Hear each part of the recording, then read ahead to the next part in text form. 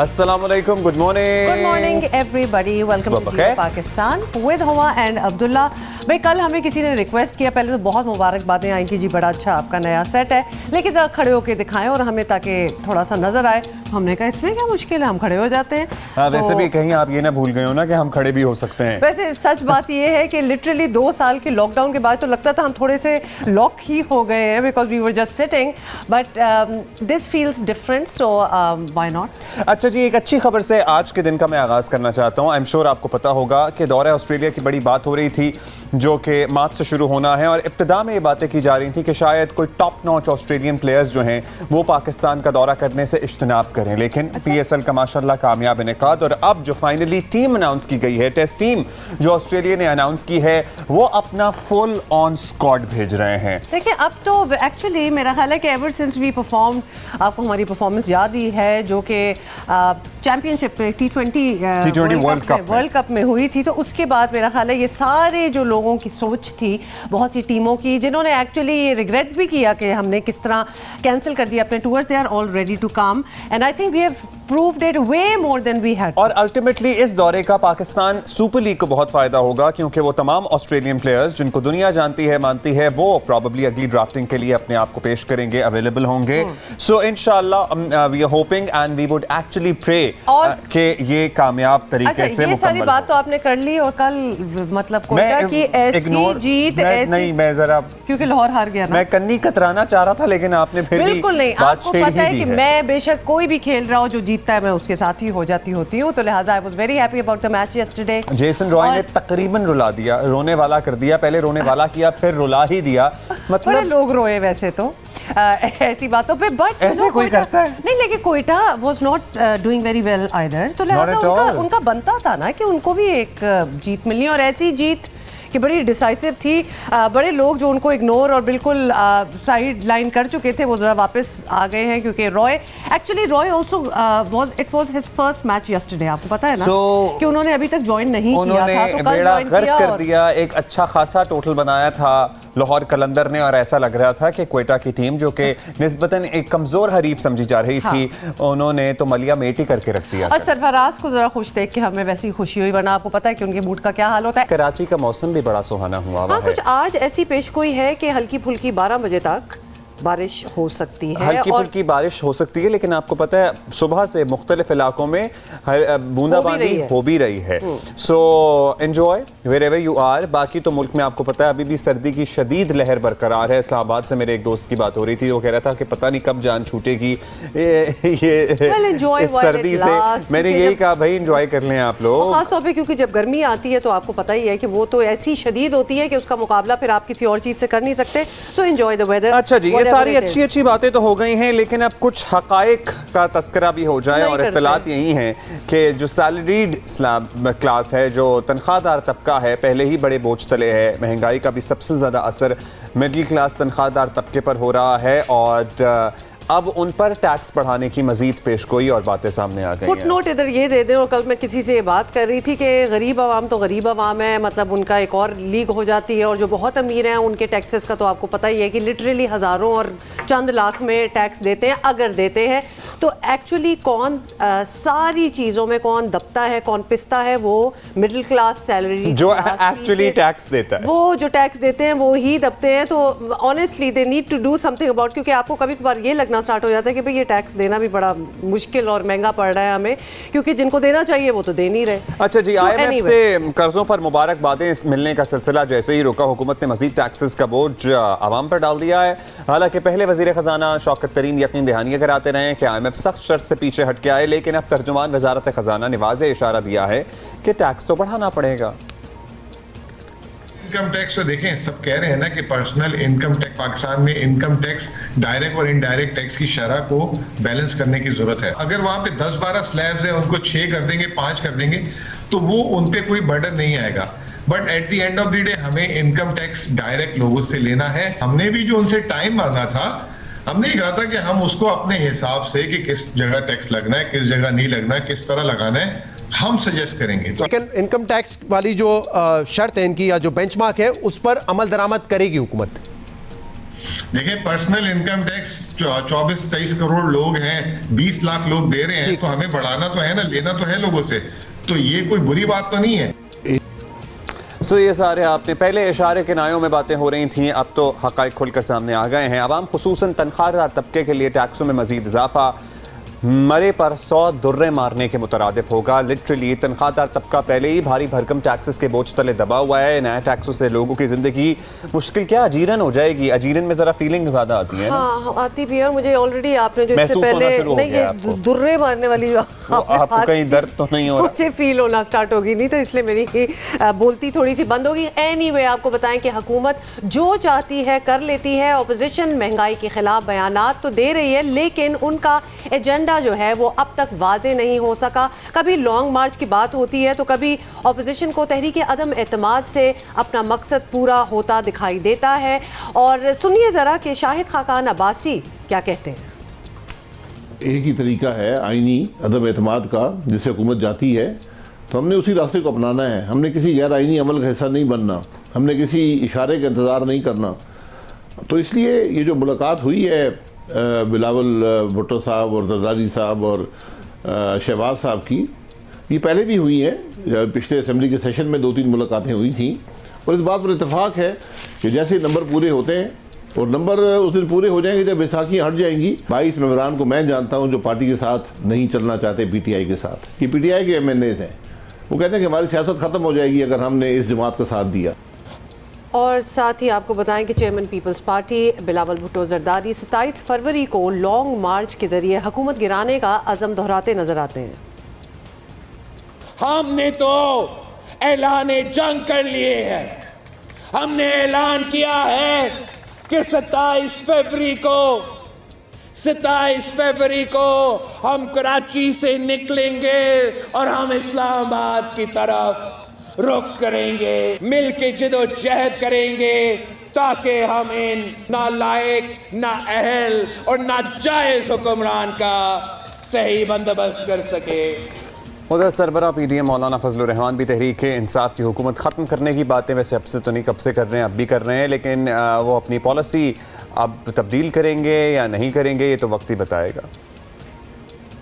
हमारे इज्तिमात में एक तबका नहीं कि जो उसने इसलिए शिरकत न की हो कि हम मुल्क की तबाही के इस जुर्म में PTI और उसकी क़यादत के मुकाबले में आपके स्टेज पे खड़े हैं। इस निज़ाम से हमारी जंग है और ये सारे फैसले वापस होंगे इंशाअल्लाह। लेकिन तब्दीली तभी आएगी जब इस हुकूमत का खात्मा होगा और एक नई हुकूमत आएगी।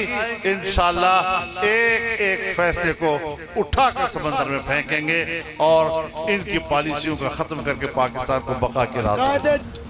और आपको बताएं कि ऑपोजिशन दारुल हुकूमत की तरफ मार्च की तैयारियां कर रही है, तो हुकूमत ने भी जवाब में वज़ीर आज़म के मुल्क गिर जलसों का ऐलान कर दिया है।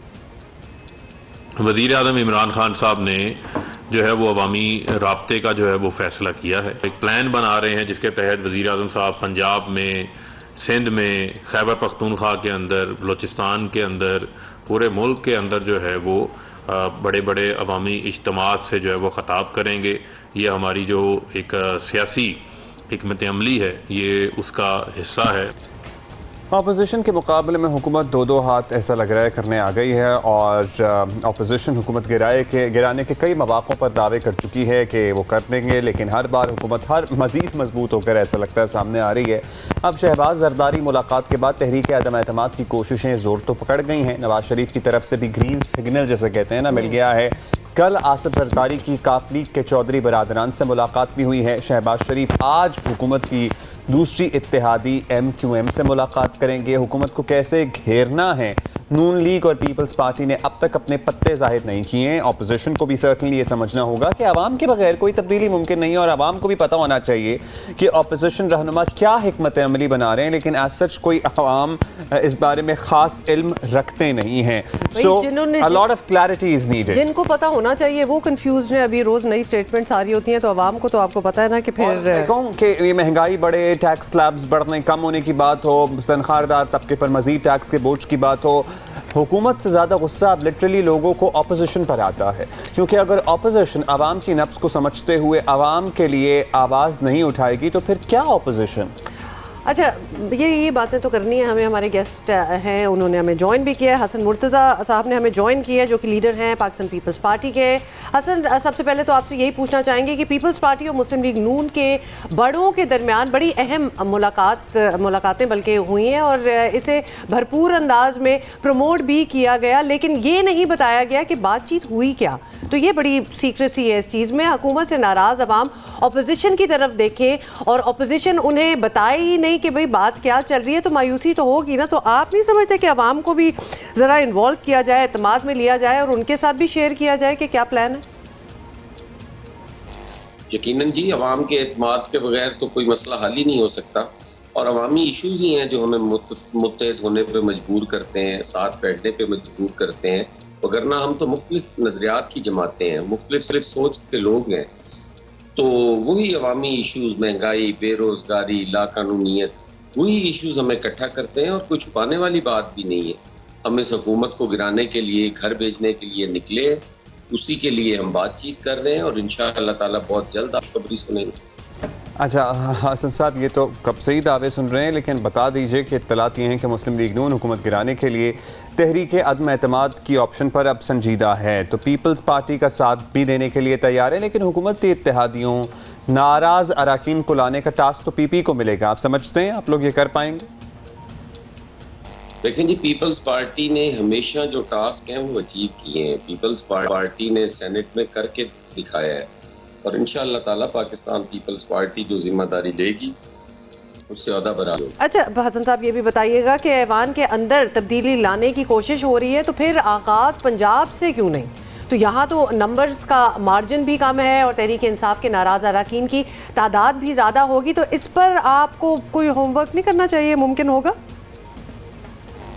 देखिए जी, हमारी तो ख्वाहिश है और कोशिश है कि पंजाब से ही शुरू किया जाए। ये बुज़दार साहब की जो नालायकियाँ और नाअहलियाँ हैं बड़ा सॉफ्ट टारगेट हैं, लेकिन ये तो जब हम इकट्ठे होंगे और उस पर जिस चीज़ पे भी इत्तफाक राय होगा वहाँ से शुरू करेंगे, लेकिन हमारी प्रायोरिटी होगी कि ये पंजाब से ही शुरू किया जाए। अच्छा, लेट्स सी कि सॉफ्ट टारगेट कितना आसान साबित होता है आप लोगों के लिए। Time would tell. बहुत शुक्रिया आपका हसन मुर्तज़ा, पाकिस्तान पीपल्स पार्टी से हमारे साथ मौजूद थे। A lot is yet to be seen. एक तरफ ऑपोजिशन तैयारी पकड़े हुए है कि जी 27 फरवरी और फिर मार्च में मार्च, और आपको पता ही है सारा प्लान आपके सामने रख चुकी है कि किस तरह एहतजाज करना है, आवाम में निकलना है। लेकिन अब तो वज़ीर आज़म ने भी कह दिया कि वो आवाम में निकलेंगे, और वैसे फवाद चौधरी साहब बता रहे थे कि बल्दियाती इंतखाबात हैं पंजाब में, तो उस सिलसिले में अवामी राब्ता तो करना है वज़ीर आज़म ने, और उसी सिलसिले की एक कड़ी है ये। बेसिकली सारे निकले हुए हैं घर से ना, मतलब सारे निकल जाएंगे और जिसको जो पसंद आए। तो फिर ऑफिस में काम कौन करेगा? सीरियसली, जो जलसा जो मेला जिसको जो अच्छा लग रहा है वो वहाँ जाए और सारे फिर क्लेम करेंगे जी हम बड़े सक्सेसफुल रहे और हमारे नंबर सबसे ज्यादा। और फिर छठी वेव आएगी, फिर कोविड की छठी वेव आएगी। अल्लाह अल्लाह करके तो ये पार्टी दम तोड़ी है। इस बारे में भी सोच लिया करें बिफोर दीज अनाउंसमेंट्स। अच्छा छोड़ते हैं सब कुछ, हम बात करेंगे किसकी? क्रिकेट की जी। तो पाकिस्तानी क्रिकेट फैंस के लिए जी एक अच्छी खबर है, और वो अच्छी खबर ये है कि 25 साल के बाद पाकिस्तानी मैदानों में दौरा पाकिस्तान के लिए, जिस तरह के अब्दुल्ला ने वैसे मैंने बता दिया है सारा कुछ, आपको यकीन नहीं आ रहा था मेरी बात का पहले? I was not listening to you. अच्छा ठीक है, चलें आप फिर दोबारा बता दें। कंसंट्रेट करी थी जी। ऑस्ट्रेलिया के टूर की बात कर रहे हैं जो कि कब होगा जनाब? शुरू होगा मार्च में, 3rd of मार्च को I guess. Pat Cummins team की क़यादत करेंगे, स्टीव स्मिथ नायब कप्तान होंगे, और कोई भी अल्हम्दुलिल्लाह प्लेयर जो है वो दौरा है पाकिस्तान से ऑस्ट्रेलियन दस्तबरदार नहीं हुआ, और ये इंतज़ामात पर एतमाद का मज़हर भी है। और पहला टेस्ट 4 मार्च से रावलपिंडी में खेला जाएगा और अप्रैल तक जाएगा फिर ये मामला सारा। दौरा है पाकिस्तान में ऑस्ट्रेलिया, 3 टेस्ट, 3 वनडे और 1 T20 मैच। मतलब कि अब हम सुबह से दूसरी बार ये बात कर चुके, now they better come all of them, क्योंकि अब हमने बता दिया कि एक भी जो है ना वो पीछे बैकआउट नहीं करेगा। So let's see, but it's a good news.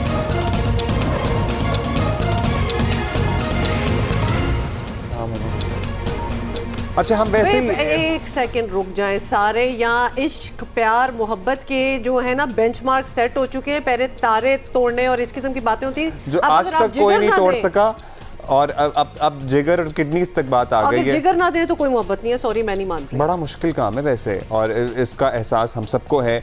मोहब्बत जताने के लिए आपको पता ही है बड़े बड़े आसमान और ज़मीन के क़लाबे करते हैं लोग, लेकिन सिंध के ज़िला गम्बट में मोहब्बत की एक नई दास्तान रकम हुई है और एक बीवी ने अपने शौहर को जिगर अतिया किया है। जब बहुत से लोगों के जहन में मिसकंसेप्शन है कि पता नहीं पूरा जिगर लगा के किसी और को दे देते हैं। जिगर जो है जिस शख्स का एक piece as an a part of जिगर जो है वो ट्रांसप्लांट किया जाता है इन अनदर पर्सन, और जिस शख्स का किया जाता है उसमें भी वापस से जिगर ग्रो हो जाता है और जिसमें लगाया जाता है वहाँ पे भी ग्रो हो जाता है। तो जिगर का टुकड़ा इसीलिए कहा जाता है, जिगर का टुकड़ा इसीलिए कहा जाता है। बड़े फार साइटेड दुनिया थी जब ये टर्म्स निकले थे ना, जिगर का टुकड़ा। हाँ, तब तो ये ट्रांसप्लांट भी नहीं होते थे। सो भिटशाह के रिहायशी मोहम्मद खान जिगर की बीमारी में मुब्तला थे और उनकी अहलिया ने अपने जिगर की पेवंदकारी करवा के शौहर की जान बचाई है। I hope that he recovers soon, he gets well soon and she also recovers सून।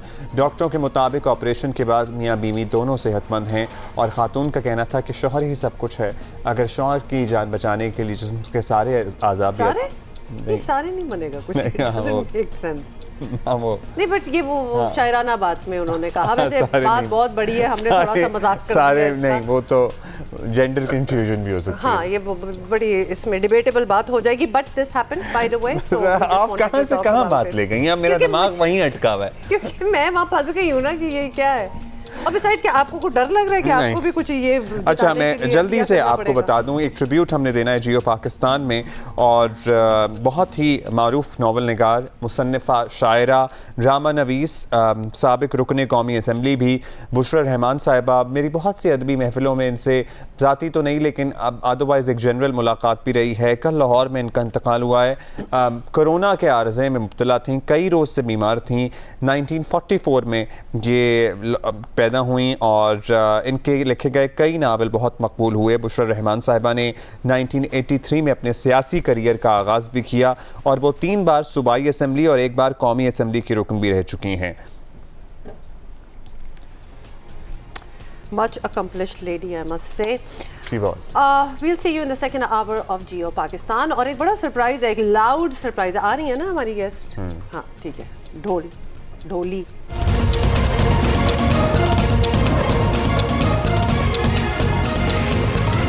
एक तो अब्दुल्ला ने जब कोई बात नहीं माननी होती तो नहीं माननी होती। अब मैं बता रही हूँ, गाड़ियों की वैसे ही बात हो रही थी आपस में, not that we can buy any, but still देख के खुश तो हो सकते जो है कि वो आई हुई है एसयूवी बड़ी अच्छी है, तो मान ही नहीं रहा, कहता हो ही नहीं सकती। मैं कोई फ्रेंच गाड़ी कह रही थी, आई हुई है, मैंने कहा अच्छा। मैं अब नाम नहीं ले रही, लेकिन आई हुई है और उसके बड़े प्रमोशन भी चल रही है और हम जाके देखेंगे। अच्छा ठीक है जी, हम आगे बढ़ेंगे और हमारे पास बहुत कुछ है और एक जबरदस्त सरप्राइज भी है। Yes, thank you. और एक जबरदस्त मेहमान हमें कुछ ही देर में ज्वाइन करेंगी इन जियो पाकिस्तान। इसके लिए हमने ज़रा अपने इर्द गिर्द तो लोगों को वार्न कर दिया है, क्योंकि जब ढोल होता है ना तो आप अपने आसाब और अपने आज़ाद दोनों पर ही एट टाइम्स काबू नहीं रख पाते हैं। रियली लाउड हियर ऑन जियो पाकिस्तान, तो आपको हम ऑलरेडी वार्न कर रहे हैं, लेकिन आपने देखना जरूर है because it's going to be fun. और कुछ और भी हमने वार्न करना है, जैसे कोविड के हवाले से हमने अभी तक आपको अपडेट नहीं दी, तो we are going to do that as well. हमारा कराची का मौसम बताया जा रहा है कि बड़ा अच्छा सा है और कहीं कुछ जगहों पे हल्की फुल्की बारिश टाइप सिचुएशन भी बनी है। हमारे यहाँ हो रही है अभी बाहर हमारे ऑफिस मुख्तलिफ इलाकों से बूंदाबांदी की रिपोर्ट्स मौसूल हो रही हैं, अपडेट्स मौसूल हो रही हैं। We'll have to wait for that, क्योंकि उससे पहले हमने वार्निंग देनी है कोविड की। हाँ बिल्कुल वार्निंग देनी है और बताना आपको ये है कि कोरोना की 5वीं लहर की शिद्दत में अल्हम्दुलिल्लाह कमी आना शुरू हो गई है। 12.5 और 13% थी, आपको याद है ना, हम तो हर रोज़ ही बताते थे, लेकिन कल परसों 7% और अब आज की जो लेटेस्ट फिगर है वो 5.54% है। 24 घंटों के दौरान कराची में कोरोना मुस्बत केसेस की शरह 7.3 है। लाहौर में कितनी है? 4.19, ये मैंने याद किया हुआ है। ठीक है, इस्लामाबाद में 8.53 और सबसे ज़्यादा शरह मुजफ्फराबाद में रिकॉर्ड की गई है और 24 घंटों में 37 अफराद का इंतकाल हुआ, which is still big number. और बुशरा रहमान साहिबा का भी हम अभी तस्करा कर रहे थे। You know the people that we all know, चाहे across the board Lata Mangeshkar हों, उनको भी कोविड हुआ था, या फिर यहाँ पर बुशरा रहमान साहिबा। कॉम्प्लिकेशन जिसको कहा जाता है ना कि कोविड से पर से तो शायद रिकवरी हो जाए, लेकिन और चीज़ें जो कि प्री एग्जिस्टिंग मेडिकल कंडीशंस होते हैं वो इतने ख़राब हो जाते हैं कि उनका फिर ठीक होना बहुत मुश्किल हो जाता है। सो हमने फिर से आपको यही बताना है कि वैक्सीनेशन का अमल जारी रहना चाहिए। बाहमी ताउन से ही कोरोना को शिकस्त दी जा सकती है और वैक्सीनेशन कराएं। थोड़ा सा SOPs क्या, थोड़ा सा क्या, ज़्यादा सा SOPs का ख्याल रखें। Vice chancellor university of health sciences doctor Javed Akram हमारे साथ मौजूद हैं। Doctor Javed has been actually helping us a lot understand Since day one. Absolutely हमें हमारे साथ ही रहे हैं। डॉक्टर साहब, एक तो आपको शुक्रिया भी करना चाहते हैं for taking out your precious time for us and to impart this information. चंद दिनों से मुस्बत कोरोना केसेस की शरह में बतदरीज हमने देखा कमी देखी जा रही है, which is a good thing, बड़ी ऑब्वियसली खुशाइंद बात है। लेकिन क्या हतमी तौर पर कहा जा सकता है कि ये लहर जो है ये ख़त्म हो रही है? देखें, जब कोरोना की कोई भी लहर आती है या वो एस्केलेट करता है या बढ़ता है किसी भी वजह से, जैसे अभी रिसेंटली जो हमने एक तेज़ी देखी इसकी लहर में, वो बेसिकली इसकी म्यूटेशंस थी जिसको हम ओमिक्रॉन के नाम से जानते हैं, जिसमें 50 म्यूटेशंस थी इस वायरस में। तो उसकी वजह से इसका लगाव बहुत तेज़ी से बढ़ा, एक इंसान से दूसरे को लगने की अहलियत 12 गुना बढ़ गई, तो इसलिए केसेस ज़्यादा आए। अब जब इतने लोगों को ये लग जाती है, यानी कि काफ़ी प्रपोर्शन को लग जाती है, तकरीबन 1/4 या इससे भी ज़्यादा पॉपुलेशन को लग जाती है, तो एक इम्यूनिटी क्रिएट हो जाती है जिसको बहुत ट्रांजिएंट होता है, जिसको हम हर्ड इम्यूनिटी कहते हैं। लेकिन ये वो फिनोमिनन नहीं है कि हमेशा के लिए हो, ये वक्ती तौर पे शॉर्ट टर्म इम्यूनिटी आपकी हो जाती है इन्फेक्शन से, चाहे आपको इन्फेक्शन हुआ हो या नहीं हुआ हो, या आप बीमार हुए हों या नहीं हुए हों। आपका एक्सपोजर वायरस का होता है जिसकी वजह से आप एंटीबॉडीज़ जिस्म बनाता है, और ये कुछ देर तक न्यूट्रलाइजिंग एंटीबॉडीज़ रहती हैं जो न्यूट्रलाइज़ करती हैं वायरस को। तो इसलिए ये इम्यूनिटी की वजह से थोड़ी सी कमी आती है। Thank you for helping us understand. Doctor साहब, कोरोना का जोर टूट भी जाए तो ये बड़ा अहम है कि वबा तो ख़त्म नहीं हुई है, एज इन हमें चौथी लहर के बाद शायद लग रहा था वो आखिरी साबित होगी, 5वीं आ गई, होपफुली छठी ना आए। लेकिन क्या आपको व्हाट डू यू फोरसी आगे, क्या किस तरह से ज़िंदगी हमारी आगे बढ़ेगी? वैक्सीनेशन भी चलती रहनी चाहिए, और आवाम में यह आगाही कितनी ज़रूरी है कि ये वबा इज़ स्टिल देयर? अनफॉर्चुनेटली बहुत काम किया जियो ने, आपके प्रोग्राम मॉर्निंग शो ने बहुत किया, तो मैं समझता हूँ अभी भी बहुत ही हम अपने टारगेट से दूर हैं आगाही पैदा करने में। अनफॉर्चुनेटली लोग मिसपरसेप्शंस पे ज़्यादा बिलीव करते हैं दैन रियलिटीज़, तो मिसपरसेप्शन की वजह से बहुत सारे लोग एस्केप करते हैं वैक्सीन को, वो बहाना लगा देते हैं, जेली एंट्री करा लेते हैं इस किस्म की चीज़ से। देखें, ये जो अगर कमी आ भी गई तो ये बड़ी टेम्परेरी होगी, ये कोई आखिरी, अल्लाह करे ये ओमिक्रॉन या डेल्टा क्रॉन जो इसके बाद आई है ये आखिरी म्यूटेशंस हों, लेकिन मेरे ख़्याल में ऐसा नहीं है। ये बहुत बड़े साइज़ की वायरस है, 39,000 म्यूटेटिंग पॉसिबिलिटीज़ हैं इसमें, और अभी 250-300 के करीब आई हैं सिर्फ। तो अभी चांस यही है कि ये दोबारा म्यूटेट करेगी और उन एरिया से म्यूटेशन शुरू होएगी जहाँ वैक्सीनेशन रेट बड़े लो हैं, जैसे अफ्रीका में जहाँ 6 से 8% आबादी सिर्फ वैक्सीनेटेड है। जब तक पूरी दुनिया में हर खित्ते में ये नहीं ख़त्म होगी तो ये रुखसत नहीं होगी, हमें वो ज़िंदगी हमारी नहीं लौटेगी जो 2019 और उससे पहले की थी। इसलिए हम एज ए साइंसदान हमेशा कहते हैं कि पेंडेमिक में nobody safe unless everybody safe. तो हमें इंश्योर करना है कि हर इंसान वैक्सीनेटेड है ऑन दिस प्लैनेट अर्थ, उसके बाद ये रुक सकेगी। डॉक्टर साहब, बात तो बस यही है कि हम चाहते हैं कि ऑब्वियसली पूरी दुनिया में ये जो है ये ख़त्म हो, और ख़ास तौर पे पाकिस्तान में, चूँकि उस तरह हाल पाकिस्तान का नहीं हुआ जो बाकी दुनिया का हमने देखा है अल्हम्दुलिल्लाह। So we now would love it कि ये ख़त्म हो जाए। बिल्कुल, कोई चांस देखते हैं आपको कि मतलब क्या होना होगा तो ये वबा ख़त्म हो? मैं समझता हूँ ये डिपेंड करेगा हमारे रवैयों पे और उन ममालिक पे जहाँ पे वैक्सीनेशन अभी बहुत कम हुई है, और उन्हीं एरियाज़ से ये बार बार स्प्रेड करेगी उन एरियाज़ में जिन्होंने वैक्सीनेशन किसी हद तक कर ली है। और ये काम है हमारे जो इंटरनेशनल एजेंसीज़ हैं, like WHO, like world bank, like UNO, तो इनको चाहिए कि ये जो वैक्सीन की जो एक्यूटी में इतना डिफरेंस है इसको एड्रेस करें फौरी तौर पे। अमीर ममालिक गरीब ममालिक को वैक्सीन की प्रोविजन इंश्योर करें, वरना वो ख़ुद भी सेफ़ नहीं रहेंगे अमीर ममालिक। और मैं समझता हूँ कि हमें ग्लोबल लेवल पे हर एरिया को आइडेंटिफाई करके जहाँ वैक्सीनेशन बहुत लो है उसको सपोर्ट करना चाहिए, चाहे वो लॉजिस्टिक्स में करें, चाहे वो एजुकेशन में करें, चाहे अवेयरनेस में करें, बिकॉज़ हम सब इंसान हैं और हमें एज ए पाकिस्तानी इसको रुखसत करने में नहीं सोचना, एज ए ह्यूमन बीइंग सोचना है, as a habitant of this global planet earth. बहुत शुक्रिया आपका डॉक्टर साहब। और आपने कहा कि एज अ पाकिस्तानी हमें अपने मुल्क के बारे में नहीं, पूरी इंसानियत, पूरी ह्यूमैनिटी, क्योंकि जब तक पूरी दुनिया इसके खिलाफ मिलकर मुकाबला नहीं करेगी ये बीमारी ख़त्म नहीं हो सकती। और अभी भी आपको शुक्र और हमें शुक्र अदा करना चाहिए कि पाकिस्तान में ये वैक्सीनेशन का अमल जो है, किस तरह से मुफ्त करोड़ों की तादाद में वैक्सीन हमें मुहैया की गई हैं, हमें लगाई गई हैं। अफ्रीकी ममालिक अभी भी हैं जहाँ लिटरली 7-8% लोग आबादी के वैक्सीनेटेड अभी ज़्यादा देर नहीं हुई। लेट्स बी ऑनेस्ट, पिछले साल के शुरू में जब दुनिया में हम वैक्सीन की बात सुनना स्टार्ट हो गए थे, थोड़ा सा डाउट हुआ था हम सारों को इधर कि भाई कब आएगी पाकिस्तान, क्या मुफ्त होगी क्या नहीं होगी, कितने सवाल हम लोग पूछते थे। एंड देन इट हैपेंड, आ भी गई, मुफ्त लगना भी स्टार्ट होगी।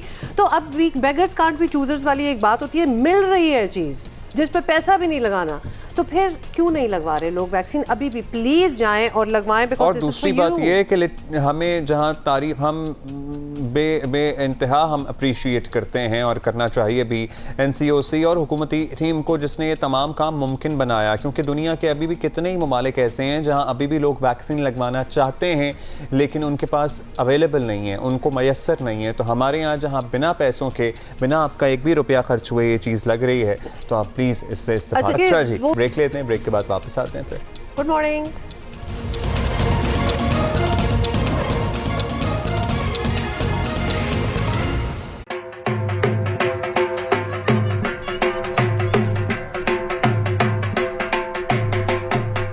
This is not a regular morning show जहाँ पर शादी वीक चल रहा हो, लेकिन हमारे पास एक टैलेंट ऐसा मौजूद है। आप भंगड़े की आवाज़ से, एज ढोल की आवाज़ से कंफ्यूज ना हो गए हो ना? हम किसी की शादी नहीं करा रहे। हम बिल्कुल नहीं करा रहे। और हम यहाँ पे एक टैलेंट प्रमोट कर रहे हैं जो कि भाई बड़ा यूनिक हमें लगा। अरिश्मा मरियम हमारे साथ मौजूद हैं, all the way from Lahore, और पंजाब में तो बड़ी पॉपुलर है, मतलब हर जगह ये नज़र आ रही हैं। कराची आई तो हमने सोचा it is a good chance to meet her. Welcome to Geo Pakistan. Arishma, Geo आप करती हैं ना, ये तो ये कितना भारी है ढोल जो आपने पहना हुआ है? It's 15 kg. 15 kgs का, and you play at a time में भी घंटे से ज्यादा हो जाता है आपका। तो ये मतलब इतना मुश्किल काम है वैसे। आपको तो किसी डॉक्टर ने एडवाइस किया कि आपको अपनी कमर का ख्याल रखना चाहिए, गर्दन का? ये प्रैक्टिस कर करके मेरी डिस्क हिल गई हुई है। अच्छा, मैंने इतने जैम सेशंस किए, इतने कॉन्सर्ट्स किए हैं, तो मेरी जो डिस्क है वो हिल गई हुई है ढोल की वजह से। आपका posture, but you are very straight, obviously आपने इसको उठाना। ये शुरू किस तरह हुआ मामला? मुझे डिफरेंट इंस्ट्रूमेंट्स प्ले करने का शौक था, लाइक गिटार, हारमोनियम, कॉन्गो। उसके बाद I how young were you when you started this? काफी छोटी थी मैं। अच्छा। जब से मुझे इंस्ट्रूमेंट्स का शौक था, तो मेरी मदर ये चाहती थी मैं टेनिस प्लेयर बनूं, और मैंने अंडर 15 खेला भी है, लेकिन मुझे नहीं टेनिस प्लेयर बनना था, मुझे म्यूजिशियन बनना था। अंदर से वो एक शोर उठ रहा था आपके, तो आपने ये बजाना शुरू किया और भी इंस्ट्रूमेंट। तो घर में भी आपको इनकरेज किया? ऑब्वियसली एक तो शोर बहुत होता है, इसका रौला बहुत ज्यादा है, तो वो इनकरेज किया। अच्छा, ढोल मैंने सीखा था सिर्फ शौक के लिए। ओके। वो मैंने शौक में मैंने शोज करना शुरू कर दिए, कॉन्सर्ट्स करना शुरू कर दिए। अब वो शौक का प्रोफेशन बन गया, मुझे पता ही नहीं चला। जबरदस्त। तो वो मैंने सिर्फ शौक के लिए सीखा था। इससे बेहतर क्या चीज़ हो जाती है, हो सकती है कि आप जिस चीज़ का पैशन हो वही आपका कमाई का रास्ता भी, जरिया भी बन जाए। और आपकी फैमिली भी बहुत सपोर्टिव रही ना, क्योंकि एक शौक होता है, फिर शौक को प्रोफेशन जब बनने लगता है, शौक प्रोफेशन, तो फिर फैमिली को याद आता है अच्छा ये तो शौक था, ये तो प्रोफेशन बनने लगा है। तो ये शौक आपका प्रोफेशन तो बन गया, लेकिन आपको अंदाज़ा था जब आप ये कर रही थी कि भाई मैं शायद अकेली खातून होंगी जो इसमें इतना नाम बना लूंगी, और did you really think about it, या फिर बस ऐसे ही चलता गया? मेरी ढोल में जो इंस्पिरेशन है वो है Jasmeet Kaur, she is from India. तो उनको देखकर मैंने स्टार्ट किया था सिर्फ शौक में। तो मुझे उन्होंने बहुत कहना, बच्चे तुम प्यारी हो, अच्छी हो, पढ़ी लिखी हो, तुम शोज भी किया करो। मैंने कहा नहीं, मैंने शोज नहीं करने। अच्छा। मुझे सिर्फ शौक था। उन्होंने कहा नहीं करो। ये उनकी इनकरेज से, मेरी फैमिली की सपोर्ट से सारा कुछ हुआ। चले, मेरा ख्याल है फिर सुन लेते हैं। अच्छा, क्या ये बात ठीक है कि जरा एक ही टिपिकल धुन होती है, या इसमें भी बहुत वैरायटी बहुत सारी होती हैं, बहुत सारी होती हैं, लेकिन हमारे पास जो ट्रेडिशनल बीट्स हैं वो सिंधी, बलोची, ट्रेडिशनल भंगड़ा, धमाल, नौबत, ये हमारी जो है ये ट्रेडिशनल बीट्स हैं, इन्हीं की वेरिएशंस हैं, वो ऊपर नीचे करके। तो हम जरा कुछ वेरिएशंस भी आज आपसे सीखने की कोशिश करेंगे। तो आप सबसे पहले हमें क्या सुना रही हैं? मैं आपको भंगड़ा सुनाऊंगी, बिकॉज़ आई एम पंजाबी। तो भाई बनता है थोड़ा सा लाहौरी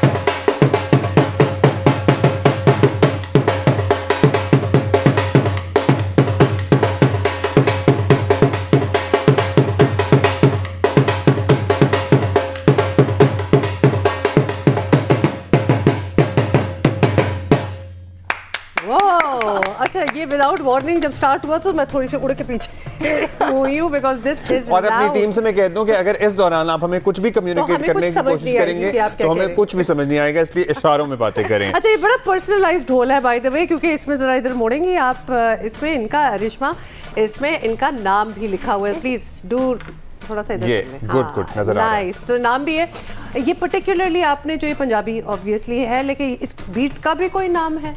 ये ट्रेडिशनल भंगड़ा और धमाल मैंने मिक्स प्ले किए। तो जब आप जाती हैं, जैसे कोई इवेंट है, किसी की शादी है, और आपको पता है हम तो बहुत ही लाउड हो जाते हैं अपनी शादियों पे, तो आपसे कहा जाता है कि वो बीट बजाए, नाम से लोग कहते हैं या कहते हैं जी डांस का बीट हो जाए? लोग वैसे ही देख के पागल हो जाते हैं, मैं आ गई।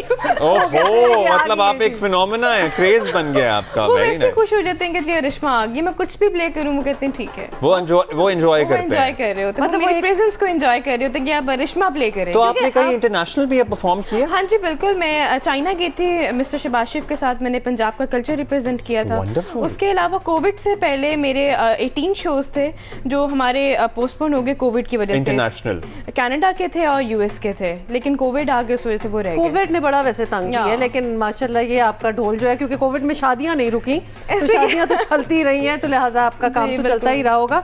तो अगर ये पंजाबी था और बिल्कुल अगर इससे मुख्तलिफ कोई बीट हो तो वो क्या आप समझती हैं, कौन सी होगी?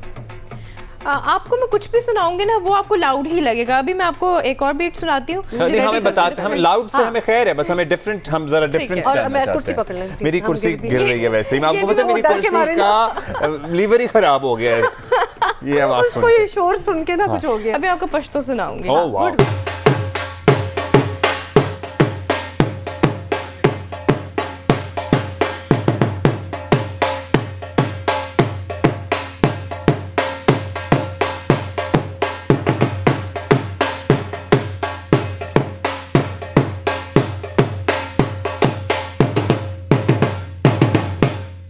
पता था कि ये पश्तो ही है, कि there was something about it, ला ला ला वो इस तरह का। हाँ, वो नीचे रुमाल और वो वाइट वाले फ्रॉक याद आ रहे हैं, इमेजिनरी रुमाल निकाल भी लिए हैं। Nice, very nice. कहाँ आपने ट्रैवल किया विद इन पाकिस्तान? बस कराची मैंने परफॉर्म नहीं किया वेडिंग इवेंट्स पे, बाकी पंजाब साइड पे तो मैंने बहुत ज़्यादा परफॉर्म किया है। पूरा पंजाब ही माशाल्लाह आपको पता है ढूंढ रहा होता है। जब शादी किसी की तारीख तय होती है तो शायद आपकी डेट्स भी, अवेलेबिलिटी भी जानना शुरू कर देते हैं। Thank you Reshma for being with us, हम आपका शुक्रिया अदा करेंगे और साथ ही हम चाहेंगे कि जाते जाते आप हमें कोई बीट जरूर सुनाएं, कोई धुन जरूर सुनाएं। ओह वाह, बेस्ट।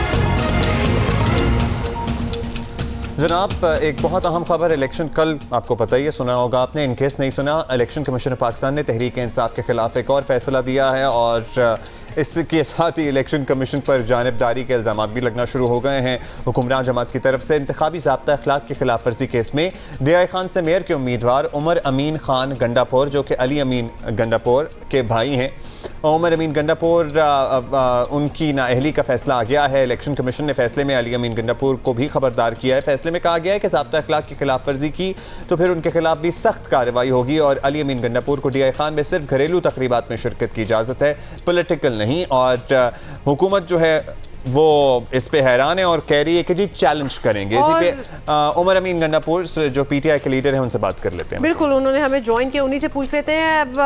उमर, आप बताइएगा, इलेक्शन कमीशन ऑफ पाकिस्तान ने फैसला तो सुना दिया है और बड़ा सख्त फैसला आया है आपके खिलाफ, तो तहरीक इंसाफ तो खुद इंसाफ की अलमबरदार कहती है, तो कानून के एहतराम का नारा है ये, इसलिए ये फैसला तो कबूल आपको करना ही पड़ेगा, क्या करेंगे? बॉस, हम लोग बड़े कानून वाले और बड़े डिसिप्लिन वाले, उस मुल्क से मोहब्बत करने वाले लोग हैं और इंशाअल्लाह नए पाकिस्तान का ख्वाब और नए पाकिस्तान का नारा लगाने वाले लोग हैं। हम बिल्कुल कानून की वो करते हैं, हमने इसका एक्सेप्ट किया है, इसलिए तो हम अपील पे जा रहे हैं सुप्रीम कोर्ट क्योंकि कानूनी हमारा हक है।